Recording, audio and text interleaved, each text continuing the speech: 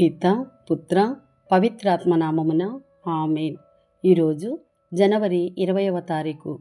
Mark సువార్త 2వ అధ్యాయము 18వ వచనము నుండి 22వ వచనం వరకు. యోహాను శిష్యులను పరిసయ్యులను ఉపవాసము చేయుచుండెడివారు. కొందరు ఆయన యొద్దకు వచ్చి, యోహాను శిష్యులను పరిసయ్యులను ఉపవాసము చేయుచుండ నీ శిష్యులు ఏలా ఉపవాసము ఉండరు అని ప్రశ్నించిరి. అందుకు యేసు, పెండ్లి కుమారుడు ఉన్నంత వరకు విందుకు వచ్చిన వారు ఉపవాసము ఉందురా? పెండ్లి కుమారుడు తమతో ఉన్నంత వరకు వారు ఉపవాసము ఉండరు. పెండ్లి కుమారుడు ఎడబాయు కాలం వచ్చును, అప్పుడు వారు ఉపవాసము ఉందురు. పాత గుడ్డకు మాసిక వేయుటకు క్రొత్త గుడ్డను ఎవరు ఉపయోగింతురు?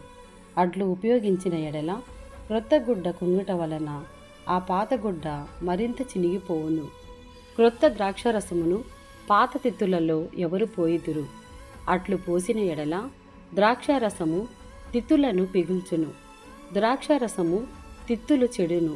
అందువలన క్రొత్త ద్రాక్షారసమును క్రొత్త తిత్తులలోనే పోయవలెను అని సమాధానమిచ్చెను. ఇది ప్రభుని వాక్కు. సర్వేశ్వరునికి వందనములు.